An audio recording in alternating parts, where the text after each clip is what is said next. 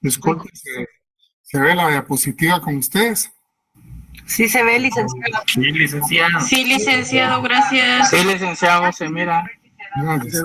Es que estaba hablando, pero no, estaba apagado ahí mi micrófono y que el proceso de cambio se apagó. Bueno, vamos a hacer una recapitulación.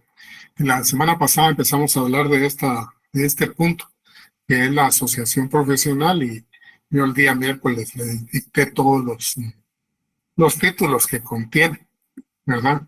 Y entonces el día viernes empezamos a hablar de eso. Entonces traté de hacerles cierta relatoría de la parte histórica de dónde arrancan de lo que se llaman los sindicatos, la asociación profesional, que viene a llamarse después en algunas legislaciones, seguramente igual que la nuestra, ya no le hablan como asociación profesional, sino lo denominan como sindicato. Y entonces yo les hacía referencia, digamos, podría decirse cercana vinculación o relación que tiene con el otro tipo de organizaciones de personas que vienen desde la antigüedad.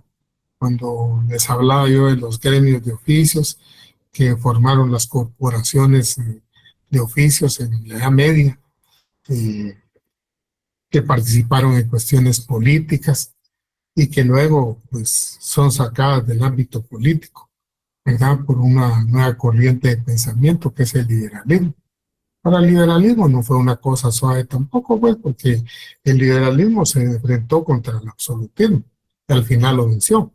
Pero parte de las estructuras utilizadas por el absolutismo eran las corporaciones de oficios. No podemos decir de que, digamos, fueran malas las corporaciones de oficios, pero le interesaban a los monarcas porque era una forma de controlar el pueblo también, ¿verdad? Entonces, cuando se da el triunfo, podemos decir, del liberalismo, trata de barrer con todas las estructuras del sistema monárquico. Y entre esas, pues también están las corporaciones de oficios, ¿verdad? O sea, digamos, no es una situación de que no tenga alguna razón de ser política, pero tiene un efecto propiamente en el ámbito ocupacional de los trabajadores, ¿verdad? Porque viene a afectarles prácticamente sus condiciones de trabajo de una forma determinante.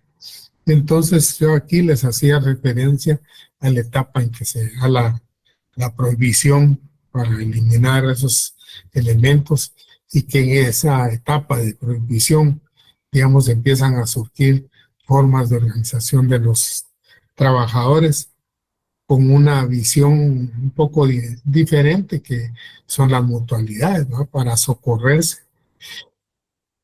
Y de eso pues hay algún resabio en nuestro país todavía. Si hay resabio aquí, que no estábamos en las partes donde propiamente se desarrolló de una forma fuerte esto, imaginen ustedes cómo ha sido en Europa, ¿verdad? Pero el tema es de que en el camino va cambiando un tanto la orientación de las mutualidades o hermandades, digamos, ya con fines muy particulares, que es de mejorar sus condiciones de trabajo, ¿verdad? Ahora, ¿a qué se debe esto? Empiezan a existir ideólogos, digamos, de diferentes lugares. Uno solo oía Marx, por ejemplo, pero no. Hay un montón de pensadores en esa época y antes de él que empiezan a plantear el aspecto de los derechos sociales, ¿verdad? Que el aspecto de los derechos sociales es una nueva orientación del derecho, digamos, en beneficio de las mayorías, porque el individualismo pues se lo va a orientar hacia las personas individualmente, ¿verdad? Señala la igualdad de las personas, pero la igualdad es una igualdad, digamos, en iguales condiciones. Los que no están en iguales condiciones no son iguales materialmente, ¿verdad? Entonces ahí empieza a aparecer corrientes de derecho social, y las corrientes de derecho social precisamente son de alguna manera las que sustentan más lo que son el derecho de trabajo, que es la primera rama de derecho que aparece en esa orientación, que es proteger a las mayorías, ¿verdad? A las mayorías de alguna manera de trabajadores. Entonces, ese es como les digo, es un proceso bastante grande, y en ese proceso pues hay diferentes pensadores, hay algunos autores, está Robert Owen, está Saint-Simon, hay otro inglés que ahí sí que castellanizado o latinizado, ¿cómo decir? Se habla de Tomás More, que es Tom More. Ese es un monje que, digamos, para su época, eh, fue incluso ejecutado por una situación política, pero escribió un libro que se llama La Utopía. Ustedes lo pueden conseguir. Y entonces pueden darse cuenta que desde la época de él empieza a verse el problema social de las clases más pobres y proyectos para cómo resolver esa situación de esa gente. Y entonces, cuando se habla del socialismo, ya es ahí a tres autores por ahí, entre ellos están Saint-Simon y ese Tomás More, que los identifican como los socialistas utópicos, o sea, que plantean utopías. No quiere decir que eran cosas descabelladas, pero realmente a la larga posiblemente no eran realizables, ¿no? Eh, pero el tema es de que ya ahí empieza a aparecer un pensamiento de que realmente las clases están divididas entre los que trabajan y los dueños de los medios de producción, ¿verdad? Y entonces esas son cuestiones que empiezan a definirse claramente, y la situación social se plantea de otra forma, tratar de mejorar las condiciones de la clase trabajadora, ¿no?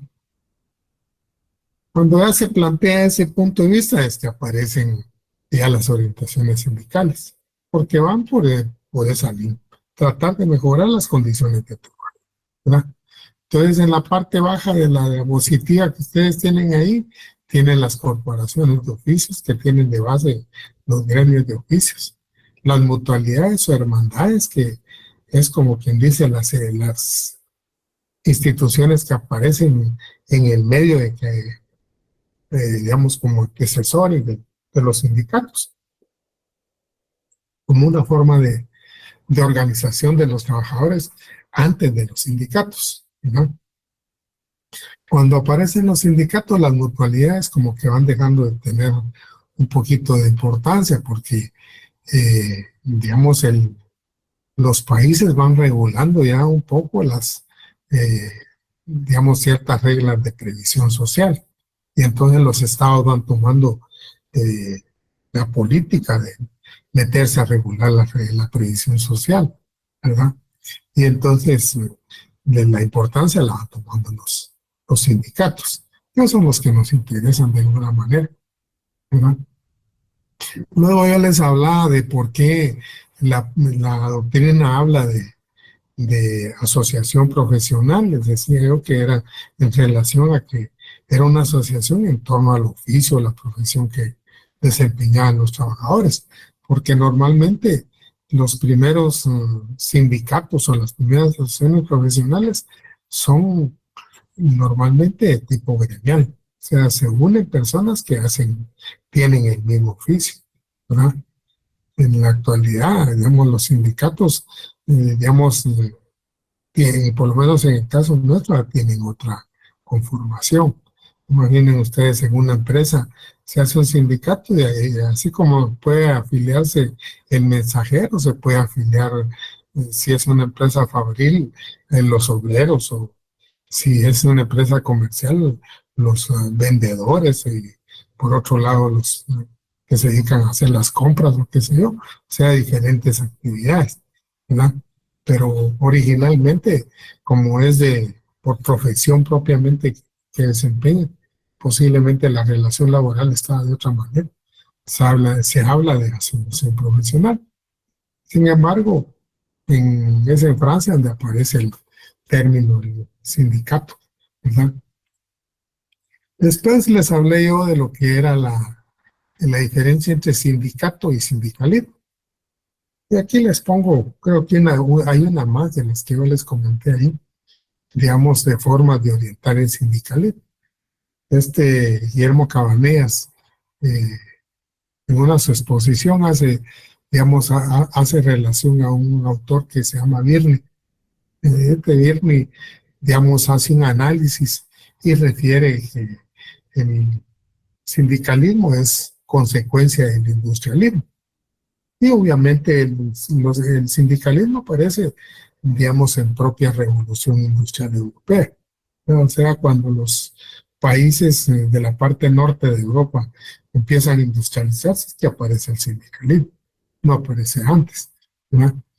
Y tiene alguna razón, y la razón es que hay más gente, digamos, reunida con las mismas condiciones, posiblemente los mismos intereses, ¿verdad? También plantean que es una doctrina, ¿verdad? Y entonces se habla de la doctrina del sindicato, ¿verdad? También se habla de que es una orientación política, ¿verdad? Y eso lo contemplan los que ven el sindicalismo como una forma, digamos, que puede conducir a una situación política, ¿verdad? Como más adelante hablamos del sindicalismo comunista, ¿verdad? Otros hablan de que es un fenómeno social. Y sí es un fenómeno social porque aparece en la sociedad y pareciera como una cosa que va contaminando a todo, pero lo que pasa es que todos van encontrando el interés y lo que les conviene en un momento dado, ¿verdad? Entonces es una tendencia que se va generando en toda la sociedad. Y por último hay otros que hablan de que eso constituye una filosofía, ¿verdad? Como quiera que sea, ¿verdad? Yo les hablaba de diferentes formas de sindicalismo que se pintan después podría decirse, a la luz de ese análisis de qué es el sindicalismo. Y se habla del sindicalismo revolucionario, les hablé del sindicalismo reformista, del sindicalismo cristiano, del sindicalismo comunista, que también le llaman anarquista en algunos lugares de Europa, y normalmente el nombre de anarquista es un nombre bastante atinado porque es un sindicalismo que, digamos, está orientado a la anarquía política para conducir al Estado a una situación de socialismo, ¿no? Está el sindicalismo de Estado, que quien lo desarrolla es Mussolini. También algo de eso desarrollan los alemanes en la Segunda Guerra Mundial, ¿verdad? En España también, y en Portugal se desarrolla parte de eso. En España incluso todavía hay ciertas figuras que más adelante vamos a ver cómo se dan precisamente con cierta orientación de lo que es un sindicalismo cristiano. Es un sindicalismo corporativo, ¿verdad? Hasta ahí fue que vimos el día viernes. Ahora, si hablamos de qué condiciones son necesarias para el desarrollo del sindicalismo, podemos aterrizar en algunas cosas. Por ejemplo, aquí hablan normalmente de 4 condiciones elementales para el desarrollo del sindicalismo. Dice la existencia de medios de producción desarrollados, la concentración de trabajadores, la conceptualización de los intereses del grupo en pensamiento que expresados se configuren como una ideología política. Y por último, las condiciones políticas. Condición que se refiere aquí como que está muy relacionada con lo que refiere el autor Birney, porque realmente el sindicalismo no se da antes del industrialismo, se da precisamente en la etapa del industrialismo, y tiene alguna razón en el hecho de que el industrialismo pues trae, digamos, la posibilidad de que en un lugar de trabajo, en un lugar de vida, confluyan muchos trabajadores. Y si confluyen muchos trabajadores, también son evidentes que sus necesidades se parecen, ¿verdad? Y si sus necesidades se parecen, también sus deseos se parecen, ¿verdad? La concentración de trabajadores, pues es producido por la misma industrialización, porque, digamos, si hoy cuesta, por ejemplo, que uno se traslade de un lugar a otro, imaginen antes que no había medios de transporte como los que hay ahora. Seguramente la gente llegaba a un lugar, de ahí buscaba donde vivir y trataba de tener cerca donde trabajaba. Entonces, todo se confluía tanto el lugar de trabajo como el lugar de vivienda. Ahí sí daba la concentración de trabajo. Conceptualización de los intereses de grupo en pensamiento. Vean, cuando yo les hablo de pensadores como Marx, como Proudhon, como Blanqui, como Charles Fourier, como Tomás Moro, y otros, digamos, que les he comentado ahí, prácticamente les estoy hablando de alguna manera son intelectuales que no se inventaban los pensamientos obreros, ellos recogían el sentir de los obreros, ¿verdad? Lo que hacían era de alguna manera darle una forma, ahí sí que técnica y promoverlos. Cuando uno, digamos, entiende, digamos, ve esta situación, la puede ver en digamos, etapas políticas incluso cercanas, así como en el caso nuestro, ¿no?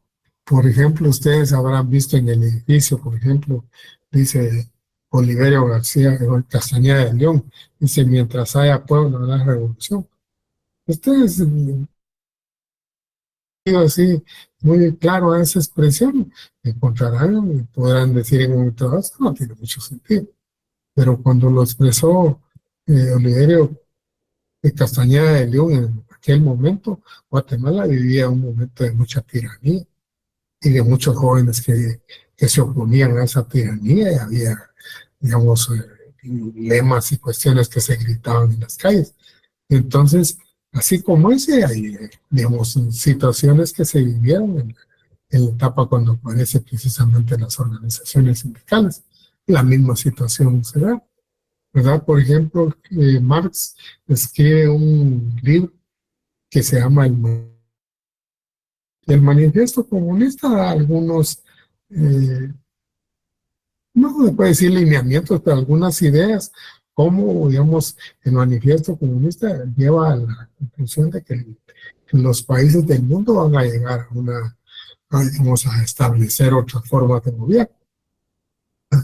Y en ese libro, digamos, se cierra el libro, la última frase que está, es lo que ustedes tienen ahí con comillas, que dice proletarios de todos los países unidos. O sea, ese era el mensaje en ese momento, pues, ¿verdad?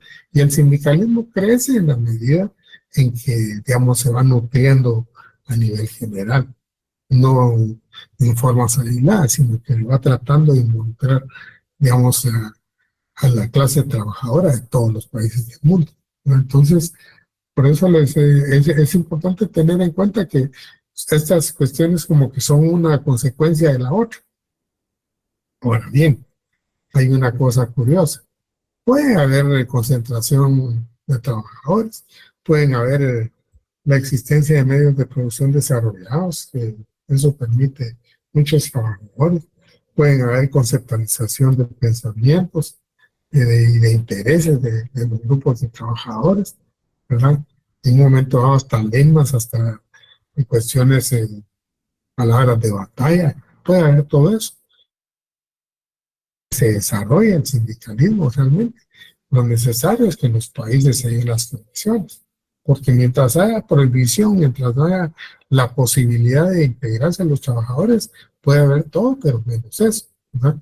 Y entonces las condiciones políticas se van dando en la parte final del siglo XIX, ¿verdad? Y se van consolidando cada vez más en la parte inicial del siglo XX. Yo siempre he referido, por ejemplo, el hecho de que la Primera Guerra Mundial, eh, en el Tratado de Versalles, tiene un punto muy determinante, porque es lo que da de alguna manera punto de partida del derecho individual de trabajo, pero también de alguna forma consolida los principios del derecho colectivo de trabajo, porque si en algunos países no estaban totalmente aceptadas ciertas figuras o estaban, digamos, aceptadas a medias, o había alguna condición que no permitía desarrollarse totalmente, pues realmente el Tratado de Versalles viene a darle un punto, digamos, el toque a esa situación en todos los países. Yo les contaba de que hay una parte, la treceava, creo que esa es la parte final del tratado. Son como 40 o 50 artículos. Y cuando empieza esa parte en el tratado, empieza con 3 considerandos. Los que tienen el libro van a poder ver eso precisamente en el tema de la asociación. Ahí está transcrita la parte de los 3 considerandos que tienen esa parte del tratado.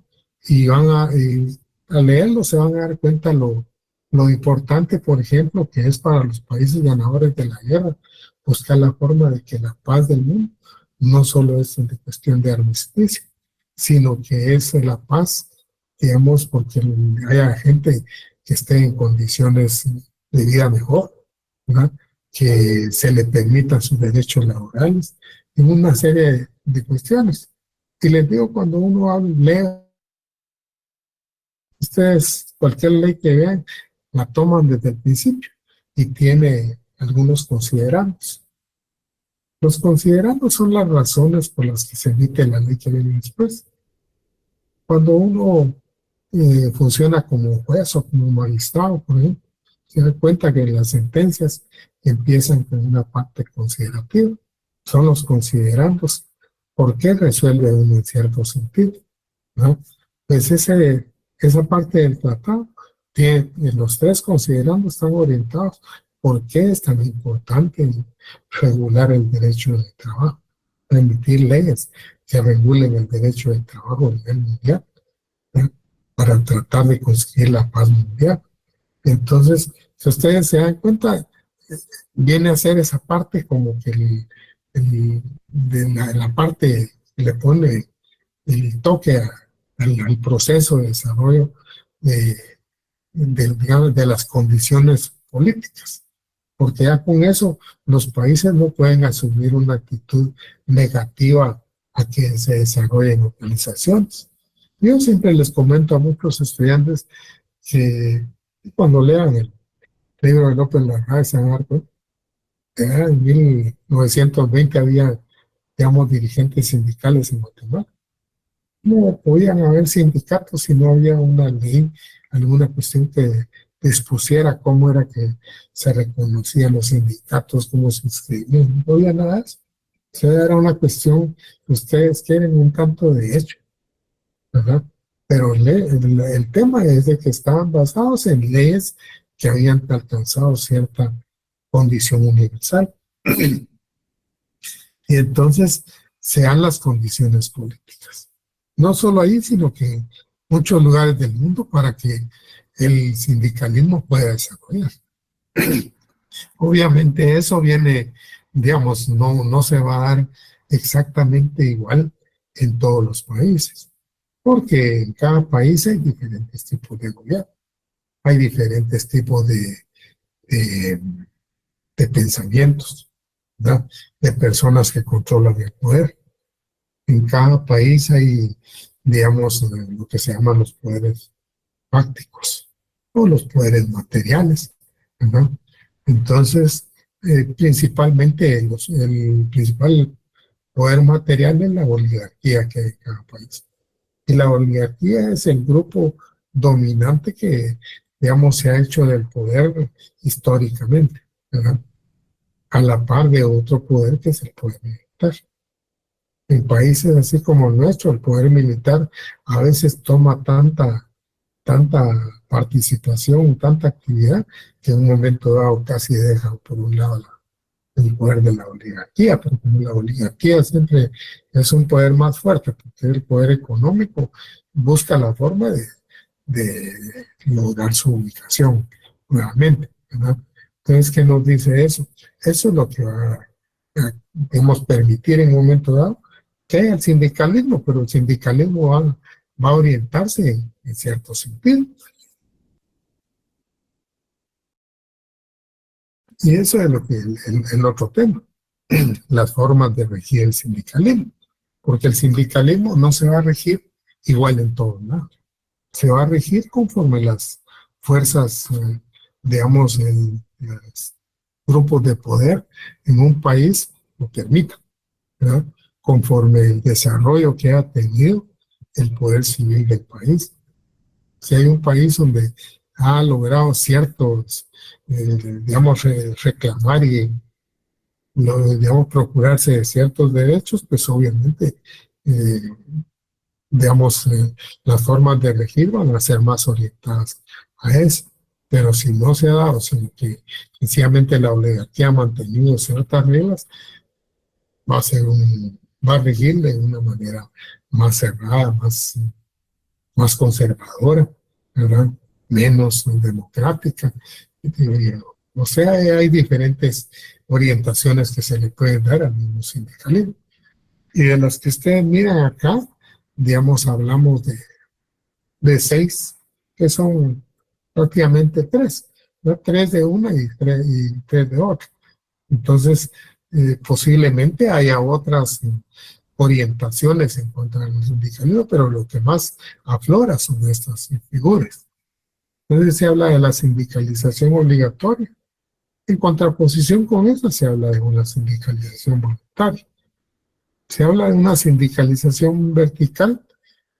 En contraposición a eso se habla de una sindicalización horizontal, ¿verdad?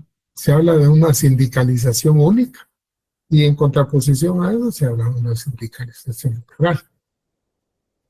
O sea, nosotros aquí puede ser que con El Salvador tengamos una gran diferencia de comportamiento en alguna cosa, pero porque nuestras leyes están orientadas a una conducta y la otra está orientada por otra conducta, ¿verdad?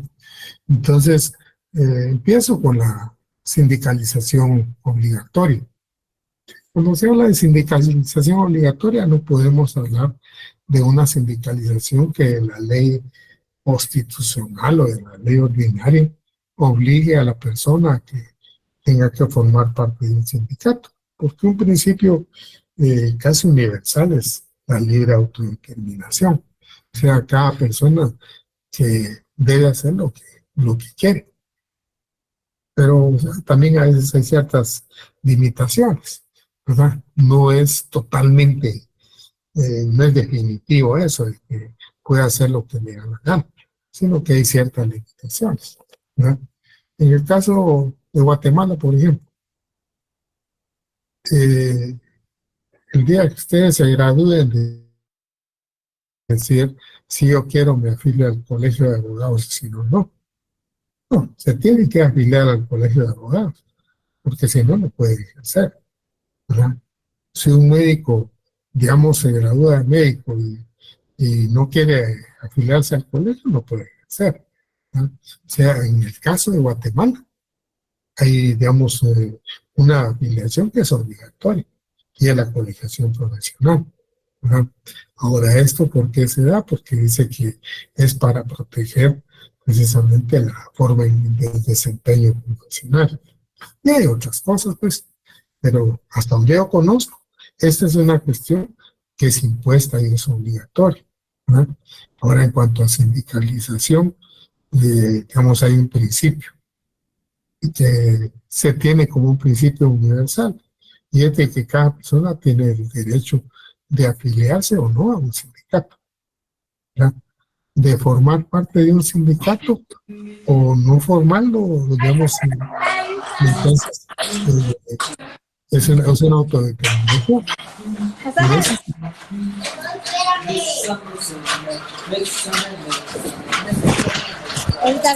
Los micrófonos. Micrófono. Gracias, compañeros.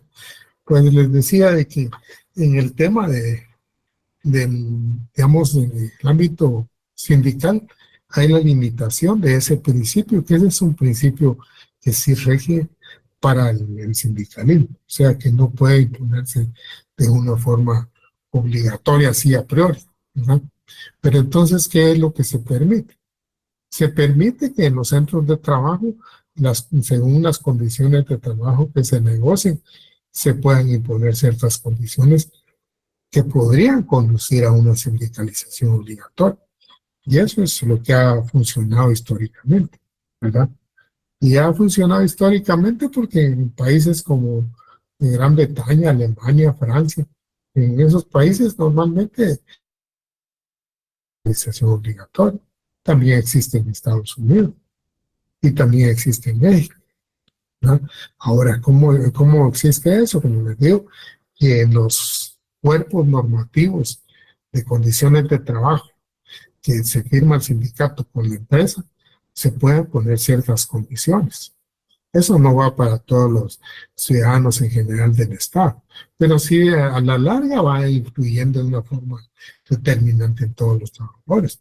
Sí, muchas empresas van siguiendo ese patrón, porque es una cosa que se permite que lo hagan. Por ejemplo, la Ley Federal del Trabajo de México, por ejemplo, tiene una disposición, un artículo ahí que permite que patronos y trabajadores puedan firmar cláusulas de exclusión. O sea, eso es una cuestión que queda para que las partes lo decidan. No que la ley ordinaria lo imponga, pero sí que Cuando uno piensa en esa forma, en las condiciones sindicales de Guatemala actualmente, que tenemos tan mala apreciación o tan mala imagen de los sindicatos, pues podría pensarse que eso jamás podría ser positivo. Pero si, digamos, funciona en países desarrollados, es que no debe ser tan malo. No debe ser tan malo porque los sindicatos no tienen una función destructiva, sino que a veces se utiliza incluso ese tipo de cuestiones como algo beneficioso. Imagínense ustedes hace unos años, McDonald's es una empresa gringa que tiene tiendas por todos lados del mundo, hasta en Rusia, en todos los lugares. Y entonces, de repente quiso llevar a Alemania ciertas condiciones de tipo laboral que no funcionaban en Alemania, no se adecuaban a la situación de Alemania. Y ahí no fue el Estado el que se ha opuesto a las empresas, ahí sí que transnacionales gringas, no fue el Estado. Fueron los sindicatos los que se opusieron y le impusieron adecuarse a las condiciones laborales de ellos en el Estado, ¿verdad? Entonces, yo no les puedo decir si fueran más beneficiosos para los trabajadores unos o lo eran otras, pero el tema es de que si los sindicatos, digamos, pelearon eso y lo lograron mantener y toda la cuestión, vean ustedes qué beneficios puede tener ese tipo de cosas, ¿verdad? Y más adelante, cuando veamos otros casos, van a ver ustedes el efecto de que los trabajadores puedan conformar una fuerza, digamos, dentro del Estado, ¿verdad? Entonces, el tema es de que, digamos, eso se da, como les digo, a través de cláusulas que negocian los patronos y los trabajadores en lo que dijeran condiciones de trabajo. Y les digo en lo que dijéramos, porque nosotros tenemos en nuestra ley, con el nombre de Pacto Colectivo de Condiciones de Trabajo, un documento que firman sindicato y patrones, pero no en todos lados se va a llamar así. Por ahí alguien me comentaba que en México, por ejemplo, se habla de eso, los contratos ley, ¿verdad? Y los contratos ley es, digamos, un contrato que es ley entre las partes, no se llama así, ¿verdad? Puede ser que a esas alturas tenga otro nombre, ¿verdad? Pero el tema son documentos que rigen condiciones. Entonces, dentro de las cláusulas sindicales o cláusulas de exclusión, como también se llama, hay tres que se distinguen bien. Y entonces ahí las tienen ustedes apuntadas arriba.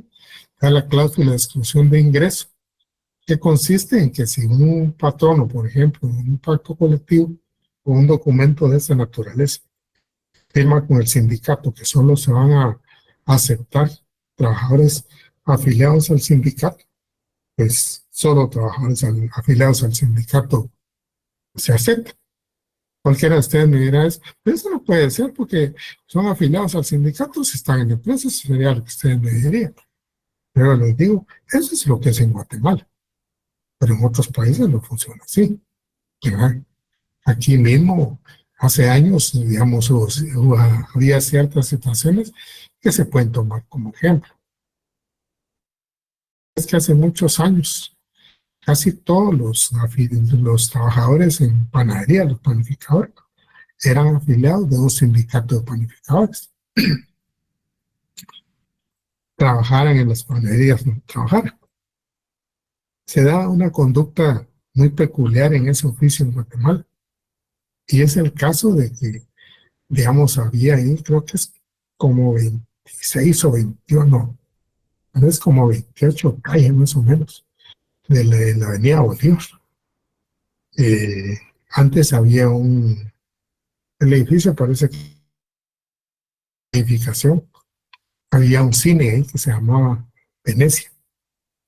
Enfrente de ese cine de Venecia, que fue famoso, digamos, yo no me recuerdo porque era niño, pero seguramente había espacio suficiente que daba lugar a que cuando habían panaderos que no tenían trabajo, se iban en las tardes ahí y, digamos, a ponerse con su maletín con cosas y toda la cuestión.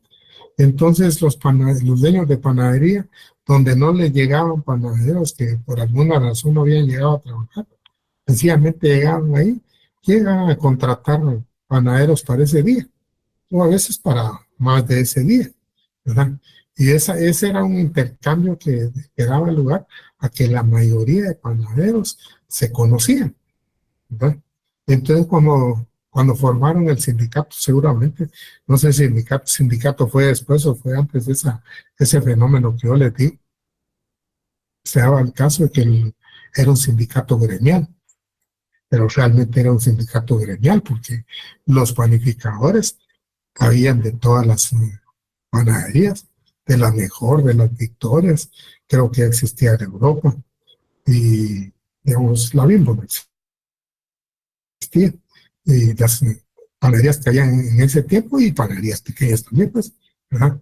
Entonces, el tema es de que ese es un sindicato gremial, donde abarcan, digamos, trabajadores de diferentes empresas, solo de un oficio. Pues esa es la naturaleza de los sindicatos muchas veces en los lugares donde hay sindicación obligatoria. Porque tomamos el caso de México, que hay un sindicato de los albañiles, por ejemplo, de algún lugar de Chiapas, digamos. No hay tantos sindicatos de albañiles. Habrá un sindicato. Y entonces eso da lugar a que a ese sindicato estén afiliados trabajadores albañiles que trabajan. Incluso habrán algunos que están cesantes, ¿verdad? ¿Cómo se mantienen como afiliados, digamos, al sindicato? Si están cesantes, no pueden pagar cuotas. Algún remedio tendrán para dispensarlo durante están cesantes, ¿sabes? Pero siguen siendo afiliados. Entonces, ahí es donde opera esa cláusula de exclusión de ingreso, ¿verdad? Van a haber trabajadores que van a estar cesantes, pero son parte del sindicato. El sindicato no es nada más de una empresa, sino es un sindicato que abarca trabajadores de muchos lugares, ¿no? Por eso podría operar esa cláusula. La segunda cláusula es cláusula de exclusión de preferencia. Y cuando en un centro de trabajo, un ejemplo, pues, cuando en un centro de trabajo hay puestos que para ocuparlos los trabajadores tienen que someterse a un proceso de oposición. Entonces, puede ser que en el momento en que se llegan los resultados, hayan trabajadores con el mismo punteo, ¿verdad? Pues aquí, con la aplicación de esta cláusula, podría ser que tengan preferencia los trabajadores sindicalizados, ¿verdad? Es una forma de promover una política sindical, ¿verdad? Y la última, que es la cláusula de exclusión de separación, que no lo vemos nosotros con frecuencia aquí o no nos enteramos. Entonces, en los sindicatos, cuando un trabajador, un afiliado, comete faltas, puede ser que le lleven un proceso y lo expulsen. Entonces, si esto se diera en el caso de donde funcionara una cláusula de exclusión de separación, es de que si lo expulsa el sindicato, también lo despide el patrón de la empresa, ¿verdad? Es digamos, si ustedes quieren una política demasiado drástica, ¿no? Pero es parte de las formas de exclusión, las cláusulas de exclusión que funcionan en este tipo de sindicalización. Cualquiera podrá decir en este momento demasiado antidemocrático. Es antidemocrático porque estamos acostumbrados a una mentalidad diferente, ¿verdad? Que cada quien hace lo que le da la gana y pareciera que eso es una liberalidad mucho más beneficiosa, pero ahí sí que la realidad no es así. Lo que produce son organizaciones ahí sí que muy endebles, muy sin fuerza, ¿verdad? Porque no llegan nunca a tener suficiente fuerza. Hay mucha gente que prefiere más fácil estar al margen de todo que reciba los beneficios. Hay alguien que tiene abierto su micrófono, compañeros, por favor que lo cierre. Entonces, con esto podemos tener una idea de lo que es la sindicalización obligatoria. La sindicalización voluntaria es todo lo contrario, ¿verdad? Ahí, digamos, no hay forma de que alguien pueda ser en un momento dado forzado o coaccionado para que se integre a un sindicato, ¿verdad? Entonces, en Guatemala tenemos una disposición que está en el inciso C del artículo 53. Ese responde a lo que son los pactos colectivos de condiciones de trabajo que vamos a ver más adelante, ¿verdad? Pero en este caso solo mire, desde el artículo 53 dice lo que debe contener un pacto. No dice lo que dice ahí, así dice lo que debe contener un pacto, pero ahí no está todo. Ahí está parte de lo que no debe faltar en un pacto, ¿verdad? O que parte de lo que contempla, pues, pero de alguna manera nos da una orientación. Entonces, en el inciso C se refiere a una condición, que es por donde está orientada Guatemala, ¿verdad? Yo quisiera que alguien me diga qué cláusula es la que está incluida ahí, siempre en el sentido positivo o en el sentido negativo.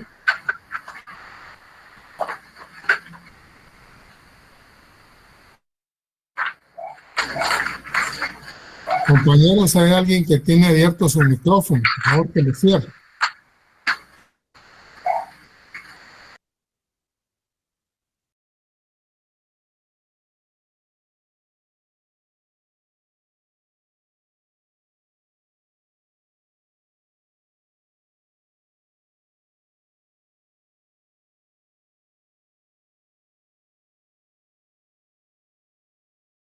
¿Hay alguien que ha leído el artículo, compañeros?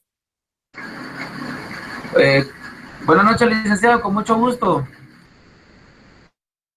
Pues, no que me lo lea, sino que usted me diga en qué sentido se expresa Guatemala ahí. Pues aquí en el inciso C dice que las demás... No me diga qué dice. Usted dígame qué camino o qué opinión toma Guatemala. Creo que habla de la sindicalización obligatoria, licenciado. Mire, pero díganme en qué sentido se pronuncia Guatemala en eso.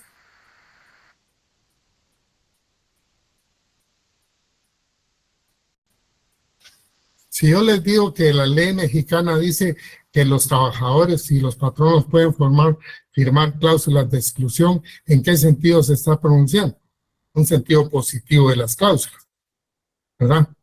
Y si Guatemala se pronuncia en eso, pues digan en sentido positivo. Interpretar, compañeros. Yo no les pido que me lean porque los demás ni siquiera abren el código, ¿verdad? yo pretendo que lean, que la mayoría busque la manera de ilustrarse un poco. Entonces les digo en qué sentido se pronuncia Guatemala en ese inciso.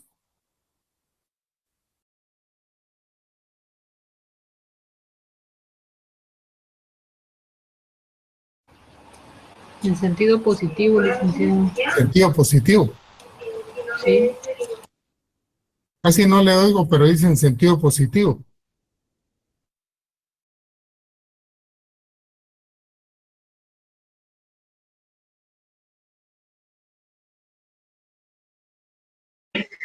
Buenas noches, licenciado. A mi parecer también es en sentido positivo. ¿Por qué en sentido positivo, compañero?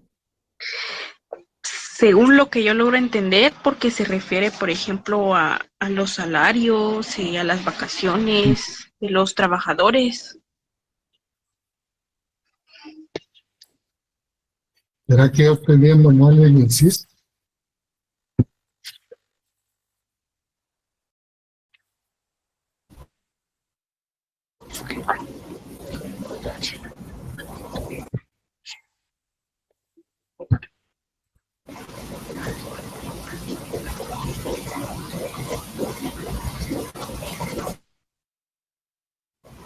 No, el inciso C dice, las demás estipulaciones legales en que convengan las partes, como las relativas a jornadas de trabajo, descansos, vacaciones, salarios mínimos, y hasta ahí. Y luego hay un punto inseguido. Dice, no es válida la cláusula por virtud de la cual el patrono se obliga a admitir como trabajadores solo a quienes estén sindicalizados. ¿De qué estamos hablando? No estamos hablando de salario, no estamos hablando de nada, estamos hablando de las cláusulas, ¿verdad? Entonces yo les digo, ¿en qué sentido? Sí, claro que tenemos que... En el mismo párrafo está el inciso C. Dice, ¿en sentido negativo, Lic? No. ¿Ah? ¿En qué sentido? Sentido negativo, licenciado. Así es, porque Guatemala dice que no, ¿verdad? Entonces, si Guatemala dice que no, está diciendo que en sentido negativo no acepta ese tipo de cláusulas, ¿verdad? Sí, Guatemala no acepta. Prácticamente habla de que no la acepta porque Guatemala no acepta trabajadores solo que pertenezcan a sindicatos, sino que Guatemala, pues en general no es así. O sea, que no acepta que los patronos y trabajadores firmen una cláusula esa, así sencillamente. Dice, no es válido. Si la firmaran, no es válido, ¿verdad? Entonces, Guatemala digamos, se pronuncia de una forma negativa a la aceptación de cláusulas, esas cláusulas, ¿verdad? Totalmente diferente a lo que yo les digo que patronos y trabajadores sí pueden firmar tales cláusulas. Aquí dice que no. Entonces, estamos hablando de una sindicación voluntaria, donde no se aceptan esas cláusulas, ¿verdad? Porque no se permite. No hay otra disposición en alguna parte de la ley que se refiera a las cláusulas de preferencia ni de separación. No dice nada. No hay nada de eso, ¿verdad? Pero obviamente tampoco va a operar, aparentemente, ¿verdad? El artículo 62, también en el inciso C, tiene otra disposición por ahí. No se refiere a la conducta que puede seguir un patrono en cuanto al sindicato, ¿verdad? Esa parte se refiere el 62 se refiere a las prohibiciones expresas que tiene un patrono en la relación obrero-patronal, ¿verdad? Y entonces ahí se refiere de que no puede inmiscuirse para que un trabajador se afilie a un sindicato o se separe del sindicato. O sea, el patrono no se tiene que meter en nada, ¿verdad? Entonces, es precisamente una sindicación voluntaria. O sea, que deja al trabajador que se pueda afiliar o no afiliar a un sindicato, ¿verdad? Como ven ustedes, hay ciertos lineamientos en la ley que van orientando cierta conducta. Sin embargo, yo les comentaba a los compañeros, por ejemplo, que y nosotros teníamos una cláusula ahí una disposición que se dio porque había una especialización en cálculos de cuestiones bancarias que las estaban dando en Costa Rica. Y entonces las dieron tal vez como por unos 5 o 6 años. Y habían algunos que conseguían ir a recibir esos cursillos. Y entonces el banco en principio a veces les daba licencia sin goce de salario para que fuera. Y después a través del sindicato, en el pacto se logró que les dieran licencia con goce del 50% del salario, ¿verdad? Y entre lo que se logró ahí, por ejemplo, fue el hecho que, digamos, el banco diera hasta 5 cada año, 5 prestaciones de esas en el año. Pero entre las condiciones que tenía, decía que de los 5, 4 tenían que ser afiliados al sindicato. O sea, si ustedes ven, ahí estaba encubierta una cláusula de exclusión de preferencia, ¿verdad? Y obviamente el sindicato, ese donde debo pertenecer, tenía mucho la política de exclusión, digamos, dentro del sindicato, porque de esa manera mantenía cierta, que los trabajadores se interesaran en el sindicato, no se mantuvieran al margen de él, ¿verdad? Era otro tipo de sindicato, porque les digo que en aquel momento los sindicatos que habían fuertes en Guatemala eran sindicatos del sector privado, no había sindicatos del sector público, porque no había derecho para los trabajadores del sector público de organizarse en sindicatos. Eso nació con la Constitución, ¿verdad? Nueva. Y entonces les cuento esto porque ahí de alguna manera había una cláusula de exclusión. Ese pacto prácticamente lo evaluó él. Nunca reparó, nunca se opuso a esa cláusula, porque no, en la ley no hay una situación que se oponga a esa disposición que había ahí, ¿verdad? Diferente hubiera sido si se hubiera logrado alguna cuestión que se refiriera a la cláusula de exclusión de ingreso, ¿verdad? Pero por ahí va la situación de la sindicalización obligatoria. Es una forma de forzar, no forzar, sino coaccionar para que el trabajador mire la conveniencia de poder afiliarse a un sindicato y hacerlo más fuerte, ¿verdad? Luego viene la sindicación vertical y la sindicación horizontal. La sindicalización vertical se empezó a mencionar ese término, la sindicalización que se daba en España. España ha tenido desde la época de Mussolini, que les contaba yo, de que tomó ciertas formas, precisamente la organización que hizo Mussolini, de organizar a los sindicatos por ciertas ramas de producción. Al día de hoy lo sigue haciendo, ¿verdad? Seguramente con algunos cambios, pero en una etapa fue la situación más fuerte porque tenía más incidencia política. Y entonces, ¿cómo podían el Ejecutivo de España tener incidencia entre las organizaciones sindicales cuando se creaban esas organizaciones?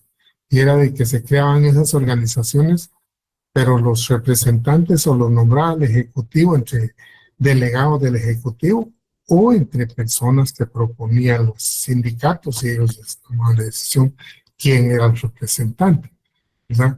En ese caso, si ustedes se dan cuenta, no hay una representación 100% porque quien decide la representación es un ente ajeno, ¿verdad?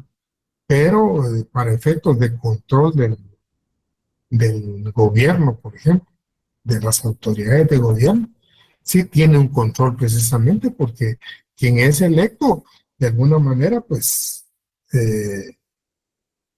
tiene cierto compromiso moral, ¿verdad? Y actúa un poquito de acuerdo a las autoridades de gobierno. Guatemala tuvo una experiencia de esas y se las voy a contar.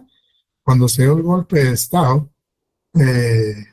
Guatemala tenía que participar en ciertas entidades a nivel internacional. Entre ellas estaba la OIT, donde tenía que nombrar representante patronal y representante de los trabajadores, ¿verdad? Y obviamente nombró digamos, quien nombraba quien elegía a los representantes eran las cámaras empresariales y las cámaras y los sindicatos, ¿verdad? Pero en aquel momento, como las actividades sindicales estaban suspendidas, precisamente, digamos, el Ejecutivo decidió y nombró a un directivo sindical. y él fue a representar a Guatemala. En aquel momento pues pasó una cosa como un poquito desapercibida, pero lo que llama la atención es que en unos gobiernos después, siempre donde participó el FRG, que fue el que promovió el presidente, el ministro de Trabajo era esa persona que les digo yo. Entonces estaba vinculado al partido, pues era gente vinculada a ese grupo de gobierno. Entonces ahí se ve de alguna manera cierta orientación vertical en la sindicalización, porque tiene cierto control desde el Ejecutivo. Diferente es la sindicalización horizontal, donde los sindicatos no tienen ninguna injerencia de parte del Ejecutivo. O sea, el Ejecutivo, si hay necesidad de que los sindicatos nombren representantes en ciertas organizaciones, sencillamente reciben los nombres y los colocan donde los han nombrado, ¿verdad? Pero no toma determinación en nombrarlos. Guatemala, a excepción del caso del golpe de Estado, les digo, siempre ha seguido una sindicalización horizontal, no tiene una injerencia en el aspecto sindical, ¿verdad? Yo no sé si la formación sindical guatemalteca nunca lo ha permitido o ha habido cierta conducta del Estado un tanto respetuosa de eso, ¿verdad? Pero esa es una orientación que ustedes ahí miran diferente forma de conducirse de las organizaciones. Si las organizaciones tienen cierta vinculación hacia el Estado, obviamente su participación va a ser un poquito más compleja, ¿verdad? Luego está la sindicalización única y la sindicalización plural.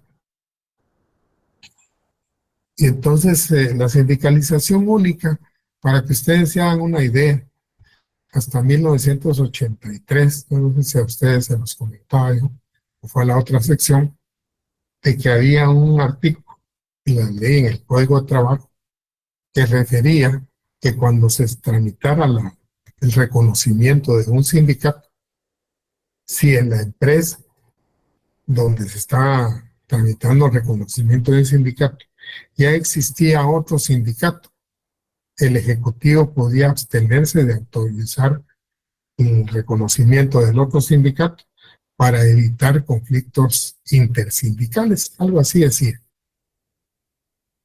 Si ustedes se dan cuenta, estaba dando una justificación por qué lo iba a hacer, ¿verdad? Bueno, el tema es de que en 1983 se emitió un decreto ley, donde se anuló esa parte del código. Y entonces, después vino la sindicalización en el Estado, y entonces empezaron a aparecer sindicatos en los ministerios. Pero con la cuestión de que el Ejecutivo no podía limitar la autorización de sindicatos, empezaron a aparecer un montón de sindicatos, ¿verdad? Y a la fecha hay ministerios que tienen una gran cantidad de sindicatos. El Ministerio de Salud y el Ministerio de Educación se hablan de que tienen más de 100 sindicatos, ¿verdad? Ahí, esa es una de las mayores quejas que hay contra el sindicalismo en Guatemala. Ahora yo les pregunto, ¿quién creó esa situación? El Estado. El Estado lo creó como una política de dividir a los trabajadores, pensando que dividiendo a los trabajadores tenía el control. Y posiblemente, en cierta forma, podía asegurarse. Pero el tema es de que me dio lugar a una sindicalización plural que tiene otro enfoque, pues. Pueden crearse cuantos sindicatos, digamos, haya interés. Yo les digo, cuando la sindicalización en Guatemala era, digamos, propiamente el sector privado, es una sindicación un poquito fuerte. No había más de un sindicato en las empresas, porque no había forma de considerar. Había a veces en las elecciones de los sindicatos un poquito de lucha por conseguir la directiva del sindicato. Esa era una cosa normal, pero una vez se la obtenía otro grupo, pues ese grupo era el que tenía el control del sindicato, ¿verdad? En la actualidad, en Guatemala no se puede decir eso con la forma sindical que hay. Es una sindicalización plural. Y ahí les digo yo, ustedes miran dos comportamientos diferentes, uno antes de la Constitución y otro después de la Constitución, con el aparecimiento de la sindicalización en el Estado. Ahí es donde más sindicatos hay. Hay sindicatos, que les digo yo, que tendrán unos 30 afiliados y a la par hay un sindicato que tiene 200, pero conviven, porque el sindicato pequeño no se mete en nada. Lo único que es aprovecharse de todos los beneficios que logró el que negoció el pacto. ¿Verdad? ¿Qué beneficio tuvo el Estado? Yo siento que muy poco. Hay demasiado desperdicio de recursos. Y esa es la mayor queja que hay en cuanto a los sindicatos en Guatemala. Ahora, ¿quién produjo esa situación? Contéstense ustedes, ¿verdad? Son las 8:10. Entonces yo hasta aquí voy a llegar. Hasta aquí llegué con los otros compañeros. Me quedo pendiente con la Corporación del Trabajo y el otro tema que está abajo, ¿verdad? Para la próxima clase. El examen va a llegar hasta lo que llevamos el día viernes.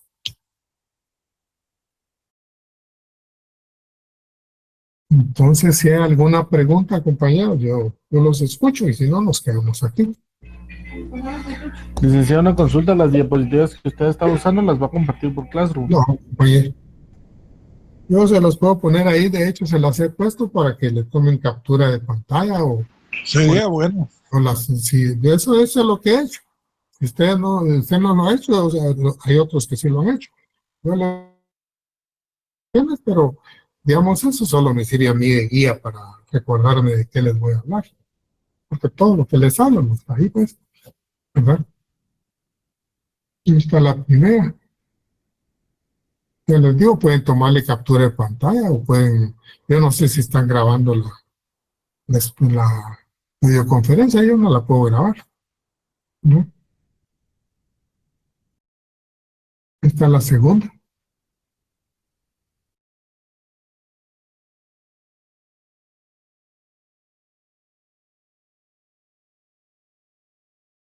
Esta es la tercera.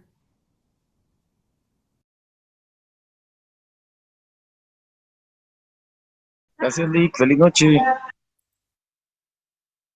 es la cuarta.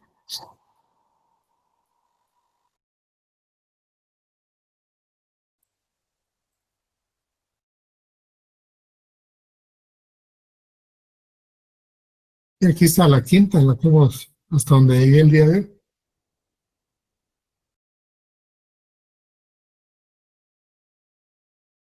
Y yo les puedo poner, yo ni siquiera sé tomar capturas de pantalla, no lo sé hacer y no sé si en esta forma que tengo aquí lo puedo hacer, ¿no? Pero yo sé que entre ustedes hay unos muy habilidosos. Feliz noche, licenciado. Feliz noche, compañeros. Muchas gracias, licenciado. Feliz noche, licenciado. Gracias, licenciado. Feliz noche. Feliz noche, compañeros. Buenas noches. Noche. Feliz noche, nos platicamos el viernes. Feliz noche, licenciado.